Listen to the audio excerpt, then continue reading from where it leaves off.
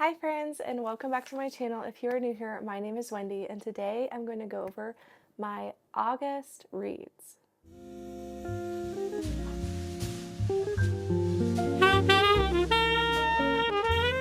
So August was another slower month for me. I've been gradually trying to just slow down and not rush through books and just kind of take my time and enjoy it. But also, August was filled with a month of larger books, so that is a huge reason why it wasn't as many, as well as we were traveling and I was only physically reading and not using audio most of the time.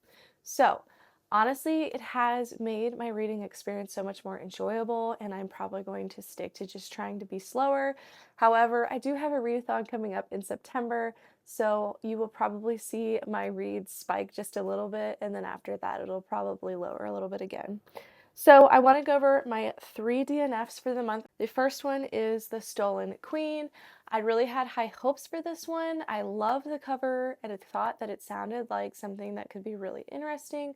Unfortunately, I just couldn't get into this one. I think I was around like 20% and I just was not hooked on the story and not really interested. This is following a dual timeline story. I just really couldn't get into it, so sadly I did DNF at 20%. And then the next one that I read and DNF'd was The Murder at the Vicarage, which is by Agatha Christie. If you are not new here, you know I'm not a huge Agatha Christie fan, but I wanted to give her one more try. This is my third attempt, and I just sadly cannot get into her books. I don't know what it is, but I just am not into them. And so I just decided to DNF pretty quickly because I just knew that it really wasn't going to get better for me. Lastly, I DNF'd Not Quite Dead Yet by Holly Jackson. And this was a huge surprise for me because I loved Good Girl's Guide to Murder so much. So I had high expectations for her first adult book. Unfortunately, I read 70% of this book and DNF'd. That's how much I was not enjoying it. I could not get into the characters. I didn't really like any of them. I felt like for an adult thriller, it was really boring, and it was almost like it was a YA thriller trying to be adult. It was just strange. I felt like the main character was extremely immature, and I know that a lot of people had issues with the audio, which I did use audio, so that could be why I really was just not enjoying it. I'm not quite sure, but unfortunately, this was just not it for me, and I did end up DNFing this one. Okay, so then let's get into the 4 stars. So my first, I'll just go ahead and lump these together. This is the first one, which I have read, and I did a reread first, and I ended up giving this 5 stars this time around. The first time around, I gave it 4 stars simply because I just felt like it was extremely confusing. This time around, I loved it so much more, and I had such a blast rereading it. I'm so glad that I did because it was so good. I ate this up. And then this brings me into my 4 stars. So this was my 4-star, first 4-star of the month.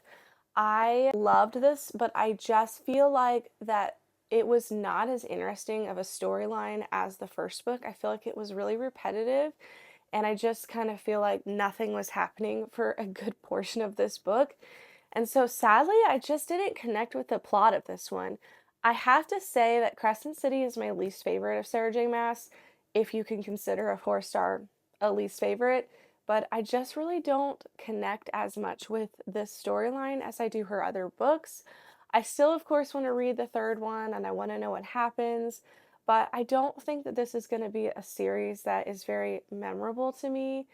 I don't know, like there's just something about it that doesn't quite grip my attention like her other ones. Okay, so then the next one is 4.5 star, and this would be The Long Way Home by Magnoliaparks. I enjoyed this one a lot, but there was so much back and forth with Magnolia and BJ. If you know anything about the story, you understand how frustrating they can be. And so that was just the reason for not giving it 5 stars. Otherwise, I really did love the story. I feel like her writing is the only reason I am so gripped in these stories, because otherwise I'm not sure I would really care. But I just adore her writing. She's so poetic. I feel like she just has a way with putting feelings into words that makes it so much more grand, like just the way that she says it. And I will just probably read most things that she writes only because I adore her writing so, so much.